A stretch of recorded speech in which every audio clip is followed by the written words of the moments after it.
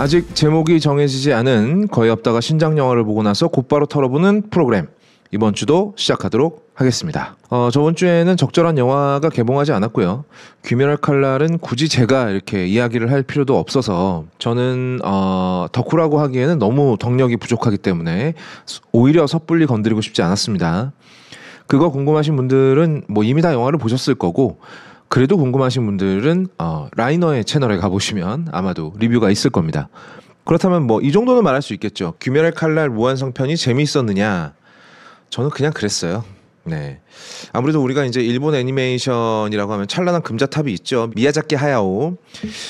그 사람의 작품처럼 누구나 쉽게 접근 가능하면서도 애니메이션만이 할 수 있는 이야기를 하면서도 보편적이면서 독창적인 수준.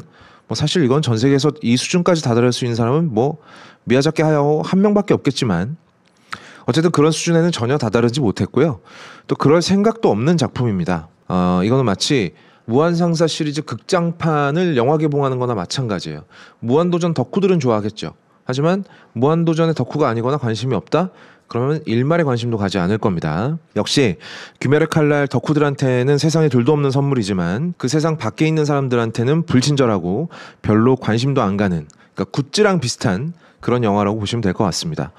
그러니까 이거는 보편적인 시선으로 평가할 수도 없고요. 그래서도 안 됩니다. 제가 영화 유튜버가 아니었다라고 한다면 굳이 안 봤을 것 같긴 합니다. 저는 그쪽 덕후는 아니라서요. 그런데 엄청나게 흥행을 하고 있지 않느냐?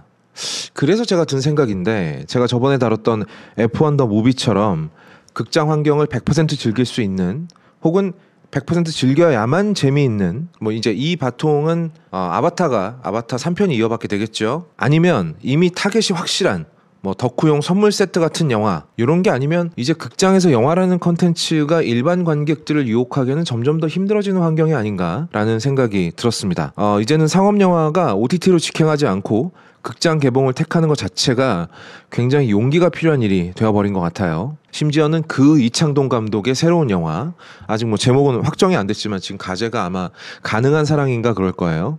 그 영화도 넷플릭스하고 단독 계약을 맺고 넷플릭스 오리지널로 공개가 됩니다. 이창동 감독인데도 제작비 조달이 잘 안 됐다는 거예요. 이거는 조금 큰일입니다.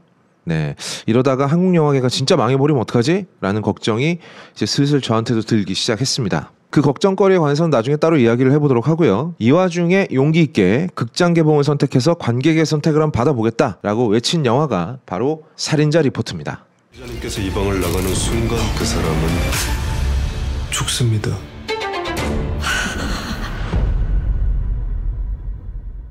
살인자 리포트는 조영준 감독의 장편 3번째 영화입니다. 제가 이 감독을 알고 있는 이유는 이 사람 나이가 저랑 동갑이에요. 1980년생.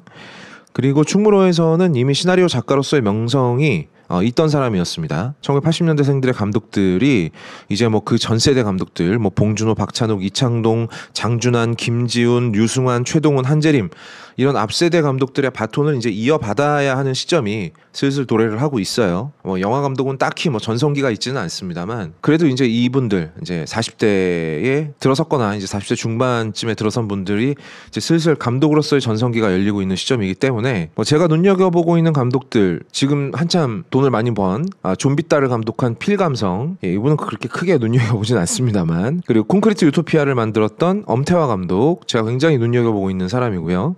그리고 윤종빈 감독도 있죠. 범죄와의 전쟁, 군도, 뭐 비스티 보이즈 이런 거 만들었던 감독. 그리고 검은 사제들, 사바, 파묘 만든 한국 오컬트 영화의 희망, 장재영 감독도 요 세대입니다. 이 연령대 감독들이 활발하게 영화를 만들어야 되고 이제 다음 세대 한국 영화를 대표하는 감독들로 떠올라야 하는 시점이에요. 저는 일단 장재현, 윤종빈, 엄태화 이 3명의 감독은 이미 상당히 높은 수준의 상업 영화를 만드는 사람이라고 생각하고 있습니다. 아직까지 이 3사람 모두 자기를 대표하는 대표작이 아직까지는 안 나왔다라고 생각해요. 이건 엄청난 칭찬입니다. 앞으로 더 좋은 영화를 만들 거란 뜻이니까요. 자, 그렇다면 저랑 동갑인 조영준 감독의 영화 살인자 리포트 어땠는지 이야기해 보도록 하죠. 일단 이 영화는 미스테리 하나를 가지고 끝까지 밀어붙이는 형식의 서사를 사용하고 있습니다. 이런 영화들은 상당히 경제적으로 찍을 수 있다라는 강력한 장점을 갖고 있죠. 거기다가 배경도 하나입니다. 제 마음대로 이제 이런 영화들을 원 플레이스 무비라고 부르는데 이런 영화들도 엄청나게 많고요. 은근히 여러분들이 알만한 영화도 있고 명작도 있습니다. 콜린 파렐이 주인공으로 등장했던 폰부스라는 영화 있고요. 라이언 레이놀즈가 땅속에 묻힌 채로 시작하는 베리드라는 영화도 있어요. 또 소우 역시 이런 형식의 영화죠. 두 사람이 지저분한 화장실에서 잠을 깨면서 시작하는 영화고, 그리고 또 제가 굉장히 좋아하는 영화 큐브라는 영화 역시 원 플레이스 무비입니다. 원 플레이스 무비는 제가 만든 단어니까 다른 데서 사용하시면 안 됩니다. 예, 이런 단어는 없어요. 이런 영화들은 배경이 되는 그 한정적인 장소 자체가 미스테리의 중심인 경우가 굉장히 많습니다. 심지어 이 큐브라는 영화는 정육면체 방이 수천 개가 쌓여서 만들어진 거대한 구조물을 탈출하는 얘기인데, 실제로 이 영화 찍을 땐 세트는 딱 하나였습니다. 막 주인공들이 막 계속 옮겨 다니고 여기 갔다 저기 갔다, 막 여기는 이런 살인 기계가 있고 저기는 이런 살인 기계가 있고 막 이런 식으로 계속 배경이 바뀌지만 사실 촬영은 한 군데서 했죠. 저는 이런 식으로 굉장히 재치 있게 찍은 영화들을 상당히 좋아하는 편입니다. 배경 자체가 굉장히 비일상적인 곳이고 이곳을 탈출하는 것이 미션인 셈이죠. 최근에는 이제 노골적으로 방탈출 게임이 영화로 만들어져서 이스케이프 룸이라는 영화 시리즈도 나왔는데 아마 2편인가 3편까지 나왔을 텐데요. 이건 역시 누군가가 짜놓고 그 안에 주인공들을 그 미스테리 안으로 밀어넣고 주인공들은 거기서 탈출하는 형식의 영화죠. 근데 이스케이프 룸은 좀 너무 노골적이지 않나라는 생각이 조금 있습니다. 자, 그런가 하면 역시 한정된 장소에서 찍었지만 장소는 크게 중요하지 않고 그 안에서 주인공들이 나누는 대화가 더 중요한 영화들도 있습니다. 역시 유명한 영화로는 여러분들 다 아실 만한 맨 프롬 어스라는 영화가 있죠. 이 영화 자체는 저는 그렇게 크게 훌륭한 영화라고 생각하진 않습니다만 장소가 딱 한 군데죠. 낡은 집이에요. 그런데 여기서 주인공들이 모여 앉아서 나누는 대화, 그리고 주인공이 풀어놓는 이야기, 이게 바로 미스테리의 중심이 되는 영화죠. 그리고 한정된 장소 안에서 연기력 출중한 배우들이 온갖 똥꼬쇼를 하는 대학살의 신 같은 영화도 있습니다. 이 영화 보면 배우들이 대단해요. 크리스토퍼 왈츠, 조디 포스터, 케이트 윈슬렛, 존 씨 라일리, 이 네 명이 막 온갖 성질도 냈다가 찌질한 면도 걸렸다가 막 부부싸움도 했다가 막 온갖 난리를 치는데 역시 장소는 한 곳으로 한정이 되어 있습니다. 이런 영화들의 원조는 역시 그 시드니 루멧 감독이 만든 12인의 성난 사람들이라고 볼 수 있겠네요. 이 영화는 지금 유튜브에서 무료로 보실 수 있는 흑백 영화지만 굉장히 재밌습니다. 안 보신 분들은 꼭 보시기 바라요. 원 플레이스 무비는 크게 두 가지로 나눌 수 있습니다. 배경이 중심이 되는 영화, 대화가 중심이 되는 영화. 그렇다면 살인자의 리포트는 어느 쪽일까요? 당연히 후자, 대화가 중심이 되는 영화겠죠. 장소는 크게 중요하지 않습니다. 굉장히 고급스러운 호텔의 스위트룸이라고는 하는데 여러분 그 스위트가 그 달다 할 때 SWEET 스위트가 아닙니다. 네, 알고 계시죠? 달콤한 방이 아니라 최고급 맞춤형 방이라는 뜻이죠. 이 스위트룸을 배경으로 하고 있지만 장소는 크게 의미가 없습니다. 이 호텔이 크게 중요한 것도 아니고요. 이 스위트룸이 그렇게 중요한 것도 아닙니다. 이 방에서 만난 두 사람이 나누는 대화가 이 영화가 제공하는 서스펜스의 알파이자 오메가죠. 두 사람인데 한 사람은 11명을 죽인 연쇄살인범이고 다른 한 사람은 그 연쇄살인범을 인터뷰하기 위해서 온 기자입니다. 자, 등장인물이 적고 공간이 한정되어 있다는 건 일단 가장 큰 장점은 영화를 굉장히 경제적으로 찍을 수 있다는 점이 있겠죠. 하지만 장점만 있을 수는 없고 단점도 많습니다. 생각하는 거에 따라서는 오히려 단점이 더 많다라고 느낄 수도 있는데, 일단 아무리 막 카메라를 쓰고 드론샷을 날리고 막 별의 별 연병해도 같은 배경을 관객이 계속 봐야 된다라는 영화로서는 굉장히 치명적인 단점을 가지고 있어요. 물론 여기서 극복할 수 있는 방법은 외부 환경과 연결된 등장인물을 등장시켜서 외부에서 활동하는 사람을 보여준다거나 아니면 플래시백, 이게 회상씬이죠. 내리는 비를 보니 옛날 생각이 나는군 이러면서 확 돌아가서 회상씬으로 넘어가는 장면이 있잖아요. 이 플래시백을 사용해서 지루함을 좀 상쇄시키는 방법이 있습니다. 다만 이 제가 말한 두 가지 방법 다 너무 남발하게 되면 이야기가 앞으로 나가질 않고 자꾸 뒤로 가거나 정체되기 때문에 이건 또 다른 의미로 지루해질 수 있어요. 그래서 이 부분을 적절하게 활용하는 것, 그렇다고 활용을 안 할 수는 없겠죠. 왜냐하면 관객들의 지루함을 덜어줄 수 있는 거의 유일한 방법들이니까 활용을 안 할 수는 없지만 적절한 활용, 중도의 묘를 찾는 것, 그게 굉장히 중요합니다. 자, 두 번째 단점은요, 메인 등장인물이 딱 2명이고 좋든 싫든 간에 서사를 펼치고 접는 게 이 두 사람의 이야기 안에서 결단이 나야 된다는 겁니다. 사실은 이게 더 치명적일 수 있어요. 왜냐하면 대충 좀 이렇게 그려지면 바로 답이 나오거든요. 대표적으로 폰부스라는 영화를 보면 초반에 콜린 파렐이 그 핸드폰을 끼고 계속 통화를 하면서 되게 재수없는 양아치로 나오는데, 그렇게 재수없는 양아치 콜린 파렐이 그 폰부스 공중전화 박스에 갇히게 돼요. 자, 이 영화의 결론은 뭘까요? 콜린 파렐이 죽거나 아니면 갱생해서 새 사람이 되거나 둘 중에 하나겠죠. 결국은 대충 결말이 그려진다는 겁니다. 소우 역시 마찬가지죠. 한 3분의 1 지점을 지나게 되면 얘네들이 뭔가 나름의 잘못을 짓고 혹은 원죄를 짓고 여기에 왔고 결과적으로는 응징을 당하거나 갱생하거나 둘 중에 하나겠구나 라는 생각이 듭니다. 결론이 그려지면 그때부터 이 영화는 그 결론까지 가는 과정처럼 느껴질 수 있어요. 그러면 역시 여기도 지루해집니다. 뭔 얘기인지 알겠으니까 빨리빨리 좀 해라. 어떻게 끝날지 다 알겠어. 뭐 이런 생각이 들기 때문에. 그렇다면 이 두 가지 난점을 살인자 리포트는 극복을 해냈을까요? 결론부터 말씀을 드리자면 나름 꽤 잘 극복했습니다. 이건 진짜로 칭찬이고요. 뭐 아래층에 잠복해 있는 형사의 존재도 나름 경제적으로 잘 이용했고 물론 현실적이진 않아요. 그것까지 바라면 안 됩니다. 그냥 관객이 그렇구나 하고 넘어갈 수 있을 정도, 알약을 삼킬 때 목구멍에 걸리지 않고 이렇게 꿀떡 넘어갈 수 있는 정도의 크기를 유지하면 먹을 수 있잖아요. 마찬가지입니다. 관객이 그렇구나 하고 넘길 수 있을 정도의 개연성은 확보를 했습니다. 나중에 설명이 더 되는 면도 있고요. 그 설명도 역시 약간의 어떤 는 있지만 넘어갈 수 있는 정도는 됩니다. 제가 이런 면에서 굉장히 까다로운 편이라는 건 잘 알고 계실 거예요. 그리고 살인자가 일방적으로 자기 이야기를 털어놓는단 말이에요. 이건 인터뷰 형식이기 때문에. 게다가 조여정 씨가 뭐 그렇게 날카로운 질문을 하지는 않기 때문에. 근데 이거 뭐 무슨 윤석열도 아니고 계속 지만 떠들어 라는 생각이 들 때쯤에 적절한 타이밍에 치고 들어오는 최소한의 회상씬도 있고요. 아주 짧고 간결했습니다. 저 이게 굉장히 마음에 들었고. 그리고 호텔 문이 닫히고 난 다음에 밀폐된 줄 알았던 공간에 치고 들어오는 뜻밖의 인물과 그에 대한 대응도 나쁘지 않았습니다. 뭐 이렇게 저렇게 말은 해도 지루하지 않았다는 얘기예요. 단 앞에서도 말했다시피 약간은 좀 무비판적으로 이 현실적이지 않은 이야기를 받아들일 필요가 있습니다. 왜 그래야 되지? 라고 반문하시겠지만 영화를 재밌게 보기 위해서. 그게 그렇게 힘든 수준은 아니라는 거예요. 보는 순간 이건 말이 안 되잖아 이씨 이러면서 그냥 걷어치울 정도까지 가지 않는다는 얘기입니다. 그리고 나서 결말인데 이건 이제 맨 마지막에 얘기하도록 하고,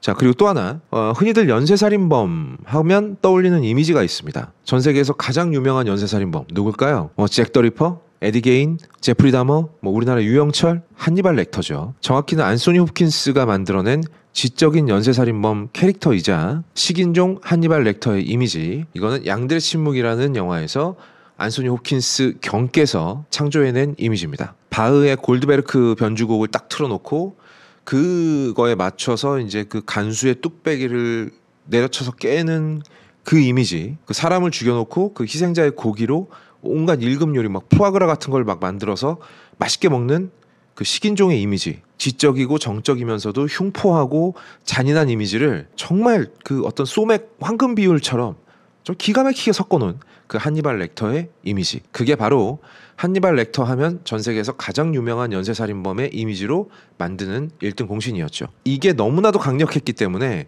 그 이후에 영화 속에서 등장한 수많은 연쇄살인범들은 좀 박하게 말하면 그냥 거의 한 99%는 한니발 렉터의 마이너 카피판이었습니다. 하지만 대부분은 그냥 흉내에 그쳤죠. 왜냐하면 이미 한니발 렉터가 너무 센 걸 다 해버려서 거기서 더 나가기도 어렵고, 그렇다고 했던 걸 하면 그냥 답습이 돼버리기 때문에 굉장히 이미지 차용이 굉장히 어려웠을 거예요. 근데 별로 소용이 없으면 그만해야 되는데 그럼에도 불구하고 이 지적인 연쇄살인마 이미지는 꾸준히 소비가 됐습니다. 그래서 지금은 그냥 클리셰가 되었죠. 일단 연쇄살인범이 등장을 하잖아요? 그럼 왠지 이 새끼 박사학위 있을 것 같아.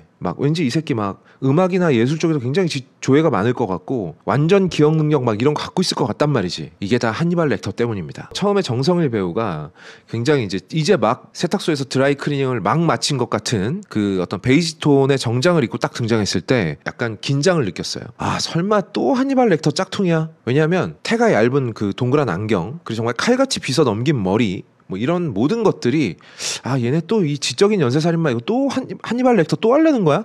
라는 긴장이 들었어요. 앞에서 조여정 씨가 나 기자입니다! 라고 막 소리를 지르는 것 같은 옷을 입고 야상을 입고 등장을 하거든요. 그래서 이 캐릭터 너무 전형적으로 가는데?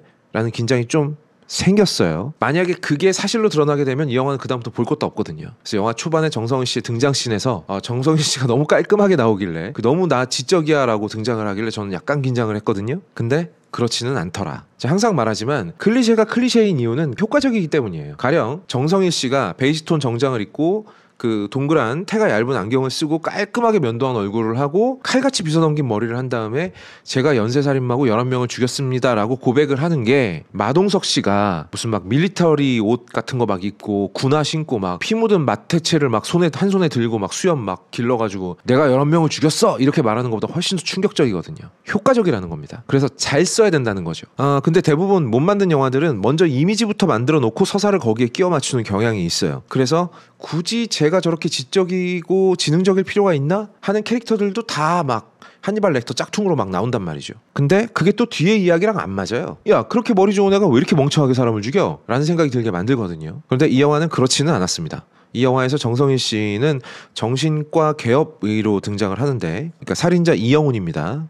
그러니까 이 사람이 연쇄살인을 하게 되는 동기와 여러모로 이 지적인 한니발 렉터 이미지랑 이어지는 면이 있습니다. 한니발 렉터를 흉내내고 싶어서 이런 이미지를 만들어낸 게 아니라 뒤에 서사를 풀어가기 위해서 이런 이미지를 구축했다는 것이죠. 이 두 가지는 상당히 큰 차이가 있습니다. 뭐 저 개인적인 욕심은 조금 더 설명했으면 좋았을 거예요. 21세기 한국에서 어떻게 그렇게 손쉽게 11명이나 죽일 수 있었는가, 아무한테도 걸리지 않고, 그리고 뒤처리는 어떻게 했으며 범행 현장은 또 어떻게 은폐를 했는가 등등을 조금 더 구체적으로 얘기했으면 이 캐릭터가 좀 더 살았겠지만, 제가 말했다시피 이 영화는 미스테리 하나로 가는 영화이기 때문에 너무 길면 안 되거든요.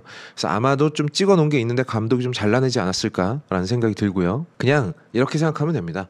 이 더 글로리아 하도영처럼 돈도 많고 지적이고 차가운 남자가 연쇄살인마가 됐다 이렇게 생각하면 이미지가 이어지기도 하고요. 또 그렇게 생각하고 넘어가면은 뭐 넘어가기 어렵지는 않습니다. 게다가 정성일 씨가 연기를 아주 잘해요. 극도로 차가운 면, 그러니까 이 배우가 두 가지 면을 다 갖고 있거든요. 사실 우리가 뭐 그냥 그 무슨 유행어처럼 뭐 야누스적인 매력이 있다 뭐 이런 말을 하는데, 두 가지 얼굴을 다 가지고 있는 배우는 손에 꼽습니다. 대표적으로 제가 이 사람은 참 착한 역을 하면 너무 착해 보이는데 못된 역을 하면 진짜 세상 최고 악당처럼 보인다 라고 느낀 배우들이 한석규 씨하고 이문식 씨였어요. 이문식 씨 같은 경우에는 순박한 역을 맡겨놓으면 그냥 옆집 아저씨거든요. 되게 성격 좋은 옆집 아저씨. 근데 악당 역을 맡겨놓으면 와, 살벌한 연기가 나와요. 뭐 한석규 씨는 더 말할 필요도 없겠죠. 정성일 씨에게 약간 이건 좀 너무 과한 칭찬일 수도 있겠는데요. 포스트 한석규의 느낌이 조금 있더라. 한석규 씨처럼 목소리가 좋거나 딕션이 훌륭하거나 막 발성이 좋거나 이러진 않지만 그런 두 가지 면을 다 갖고 있는 면이 보이더라. 그리고 이걸 자유자재로 변주를 하더라. 이거는 상당히 훌륭한 겁니다. 그에 반해서 조여정 씨는 하도영이 아니죠.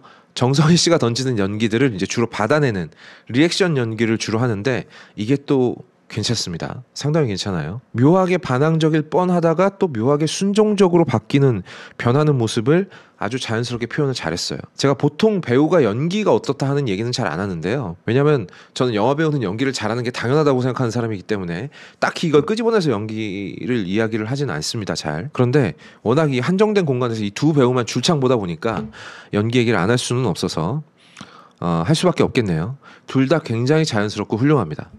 이 영화에 잠깐씩 출연하는 다른 연기자들과 비교를 해보시면 조금 더 극명하게 보일 거예요. 자, 마지막은 영화의 결론입니다. 처음부터 말했지만 이 두 사람의 백그라운드 스토리로 만들어낼 수 있는 결론, 반전, 뭐 이야기의 끝, 이건 어차피 경우의 수가 몇 가지 되지 않습니다. 그리고 이 영화는 정말로 막 미친 듯이 기발한 영화도 아니고요. 중반쯤 가면 어차피 결말은 눈에 보이게 됩니다. 그래서 이 영화는 그 뻔할 수 있는 결말에다가 몇 가지 추가로 더 양념을 좀 치는데요. 바로 충격의 강도를 높이는 거죠. 그래서 급작스러운 변화를 자연스럽게 넘기는 게 아니라 급작스러운 변화를 만들어낸 다음에 그걸 그냥 쑤셔 박습니다. 약간은 좀 우격다짐식으로 결말을 짓죠. 그렇다고 해서 그 반전이 뭐 완전히 말이 안 되느냐? 그렇진 않습니다. 말이 됩니다가 아니라 말은 됩니다 라고 말했습니다. 즉 논리적으로 완전히 불가능하거나 이해가 안 되는 수준까지는 아니지만, 그렇다고 유주얼 서스펙트처럼 뭐 씨발? 뭐 이런 말이 튀어나온다거나 아니면 식스센스처럼 씨발 이렇게 되진 않아요. 내가 이럴 줄 알았어. 뭐 요 정도의 반응이 아마도 유주얼할 겁니다. 그러니까 적당히 넘어갈 수 있는 수준, 이야기 처음에 끌었던 어그로를 수습하는 것으로 인정할 수 있는 수준의 결말을 짓습니다. 뭔 놈의 정신과 의사가 이렇게 능력이 좋아? 라는 의문이 드실 수도 있겠지만 자기가 일을 처리해 준 사람이 11명이 넘고 그 주변인들까지 합하면 자기한테 도움을 줄 수 있는 사람의 수는 굉장히 늘어날 거기 때문에 뭐 그 중에 굉장히 실력 좋은 해커가 있다거나 아니면은 경찰이나 혹은 수사팀 쪽에 줄이 닿는 사람이 있다거나 이런 식으로 이야기가 진행된다면 납득할 수 있는 수준이에요. 거기다가 이 사람은 또 의사죠. 그래서 시간과 돈이 일단 충분할 테고요. 결론입니다. 아가사 크리스티의 추리소설 같은 어떤 심도 깊은 미스테리 그리고 극적인 해결을 원하신다면 크게 실망하실 수 있습니다. 아가사 크리스티가 직접 시나리오를 쓴 것 같은 영화들이 최근에 2편이나 나왔죠. 다니엘 크레이그가 부누아 블랑이라는 탐정으로 등장하는 나이브스 아웃 그리고 글래스 어니언 이 2편의 영화 이 시리즈죠. 이렇게 딥한 추리극을 원하신다면 10중 8구 실망하실 거예요. 그러나 나는 적당히 어그로 끌어놓고 일단 흥미가 당기게 만들어 놓고 약간은 반칙해도 좋으니까 어그로 제대로 끌고 어떻게든 그걸 해결해주면 난 재밌게 볼 수 있어 하시는 분들은 재밌게 보실 수 있을 겁니다. 저 개인적으로 약간 기대했던 부분은 이 두 사람의 이야기가 이 두 사람이 나누는 대화 속에서 현대 한국 사회의 문제점에 대한 좀 수준 있는 고찰이 더 들어갔다거나 했으면 좋았겠다 싶은 부분들이 좀 있었지만 나이브스 아웃은 이걸 굉장히 잘했거든요. 블랙 코미디적인 면도 좀 있었고 근데 이 영화는 그런 건 일단 걷어치우고 일단은 내가 완성하고 내가 하고 싶은 이야기에 집중하겠다. 그리고 이걸 어떻게든 해결을 해냈다는 점에서 조금 높은 점수를 받아도 된다라고 생각을 합니다. 적어도 저는 수백억을 들여서 만든 전지적 작가 시점보다는 이 영화의 서사가 훨씬 재밌었어요. 그리고 최근에 개봉했던 한국 영화들을 쭉 생각해 본다면 이 정도면 양품이라고 부를 수 있겠다. 잘 나왔다 정도로는 해줄 수 있는 자격이 충분한 영화다 라고 생각하고요. 그럼에도 불구하고 지적하고 싶은 점은 대사의 질이 그렇게 높지는 않습니다. 조여정 씨가 구사하는 단어들 혹은 조여정 씨가 구사하는 화법이 기자의 그것이 아니라든지 정성희 씨가 정신과 전문의로서 이 사람은 분명히 상담 심리학이나 각종 이제 심리학 박사 학위가 있는 사람일 텐데도 불구하고 상당히 기초적인 수준에서 머무른다는 점 이럴 땐 그냥 좀 어려운 단어 좀 써도 되거든요. 왜냐하면 직업이 의사인데 일상적인 말이 나오는 게 더 이상하잖아요. 그리고 밑에 자막을 깔아도 좋으니까 조금 더 전문적이었다라면 설득력이 좀 살아나지 않았을까라는 지점이 있었고요. 정성희 씨가 최선을 다해서 연기를 했지만 캐릭터의 앞과 뒤가 너무 심하게 달라서 설득력을 잃을 뻔한 순간이 많았다는 거. 자, 여러분 스포일러가 있을 수 있습니다. 여기까지는 스포일러 없었지만 가서 꼭 안아주세요 이런 대사는 연쇄살인범이 할 만한 바이브는 아니잖아요. 그래도 연쇄살인범 가오가 있지 뭐 가서 안아주래 뭐 강아지도 아니고. 아무튼 이런 대사가 좀 깨는 면이 있었다는 점, 대사를 조금 더 다듬을 필요가 있지 않았을까라는 생각이 들어요. 그런 점을 제외하면 이 하나의 미스테리를 가지고 쭉 밀어붙이는 뚝심, 그리고 이 공간을 최대한 활용하는 능력, 적절한 순간에 적절한 개입으로 관객의 지루함을 깨주는 어떤 센스, 그러면서도 그게 메인 서사를 잡아먹지 않는 어떤 중용의 도, 이런 것들이 저는 높은 점수를 받아도 된다라고 생각합니다. 다만 너무 높은 수준을 기대하시면 실망합니다. 그래서 이 영화의 등급은